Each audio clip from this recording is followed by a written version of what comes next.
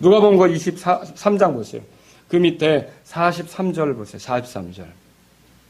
이게 두 번째로 하신 말씀이에요. 다 같이 읽겠습니다. 예수님께서 그에게 이르시되 진실로 내가 내게 이르노니 오늘 내가 나와 함께 낙원에 있으리라 하시니라. 여러분, 주님이 못 박히실 때 두 명의 강도가 주님 좌편에 우편에 이렇게 같이 못 박히게 됐어요. 근데 이제 그들이 비난했다고 그랬죠.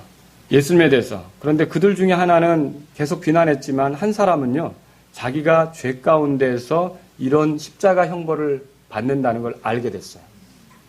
그리고 가운데 계신 예수님은 죄가 없는데도 이런 고통을 받는다는 걸 알게 됐어요. 그리고 그 예수님은 비록 죽지만 죽음으로 끝나지 않고 다시 살아날 것도 알게 됐어요. 어떻게 그걸 우리가 성경을 통해 보냐면 그 사람은요, 예수님의 죽음으로 완전히 끝난다고 생각하지 않고 왕국의 주인이 될 줄로 알았어요. 그 왕국의 왕이시라는 거죠. 예수님이 십자가 못 박히셨을 때 거기에 명패가 써 있었잖아요. 뭐라고 써 있었어요? 유대인들의 왕이라고 라틴어로, 헬라어로, 히브리어로 써 있었잖아요. 자, 유대인의 왕이라고 써 있다고요. 바로 그것처럼 이분이 우리가 기다리던 그 왕이고 이분이 하늘의 왕국을 여실 분이라는 걸 이 사람은 알게 됐던 거죠. 그래서 뭐라고 말합니까? 그 위에 구절 보세요. 여기 보니까 42절이 이렇게 써 있어요. 예수님께 이르되 주여 주께서 주의 왕국으로 들어오실 때 나를 기억하옵소서. 자, 이 말은요, 예수님이 죽음으로 끝나지 않는다는 걸 믿었다는 뜻이에요. 예수님이 왕국을 가져올 걸 믿었다는 뜻이에요. 예수님이 왕이라는 걸 믿었다는 뜻이죠. 왕이시라는 걸.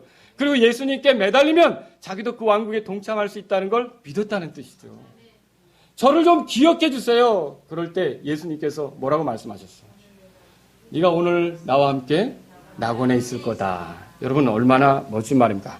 첫 번째 말씀이 하늘 아버지께 하셨던 말씀이라면 두 번째 말씀은 죄인에게 하셨던 말씀이에요.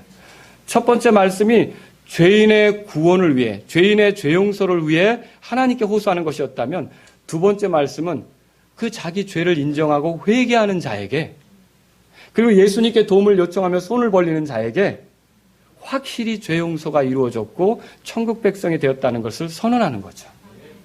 여러분, 이거 얼마나 놀라운 겁니까? 예수님은요, 지금도 회개하는 죄인에게 관심이 많으십니다. 회개하는 죄인에게 뭐예요? 죄의 지배 가운데 살던 사람이 이제 거룩함을 추구하고 또 내가 주인된 삶을 사는 사람이 이제 예수님이 주인되어 하나님의 영광을 목표로 하고 이렇게 돌이키는 거 있죠? 이를 회개하는 것에 예수님 관심이 있으시죠. 그래서 회개하는 사람에게는 뭘 하십니까? 확신을 주셔요. 네가 온전히 죄 용서받았다는, 네가 하늘나라에 갈 수 있다는, 네가 나와 영원히 살 수 있다는 그런 확신을 주시는 분이 예수님이세요.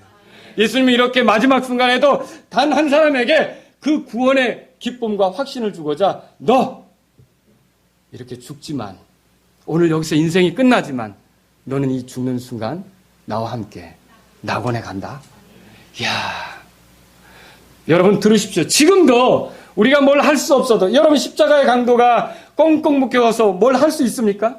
예배당에 가서 헌금 바칠 수 있어요? 전도하러 다닐 수 있어요? 봉사활동할 수 있어요? 아무것도 할 수 없어요. 침례 받을 수 있어요? 그렇게 꼼짝 못하고 묶여있는 사람이지만 예수님께 자기가 죄 때문에 거기에 저주받는 걸 인정하고 예수님을 통해서 긍휼을 얻기를 원했을 때 예수님 뭐라 하셨냐면 너는 오늘 나와 함께 낙원에 있을 거다. 그 말이 무슨 뜻입니까? 너의 모든 죄는 나를 의지했을 때 하나님 앞에서 다 용서된 거다. 왜냐?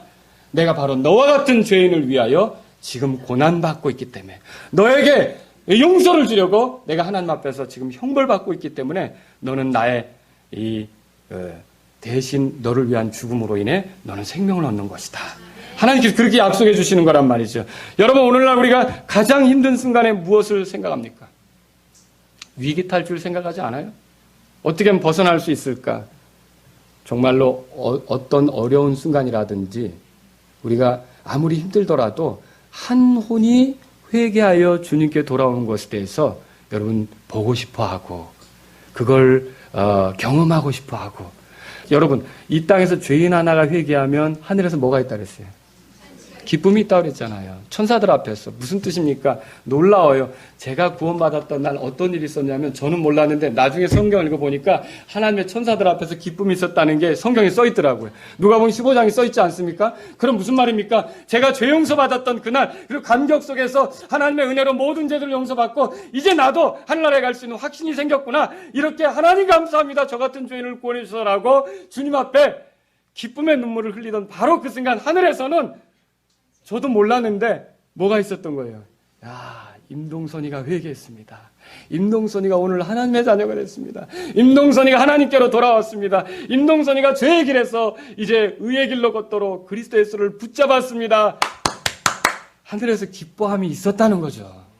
여러분, 이런 기쁨을 보기 원하십니까? 이런 일들이 더 있기를 원하느냐는 거죠. 내가 어려울 때 내 어려운 형편만 생각하고 거기서부터 벗어나는 것만 끙끙댈 것이 아니라 이 어려움을 통해서라도 누군가 한 사람 구원받는다면, 여러분이 병원에 누워있을 때 낫는 기도 하십시오.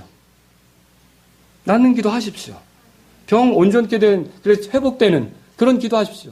그러나 혹시 그 병실에서도 하나님이 왜 나를 여기 있게 하셨는가? 누군가 어떤 환자를 주님께로 인도할 기회로 삼으신다면 하나님, 제가 도구가 되게 해주십시오. 기도할 수 있지 않습니까?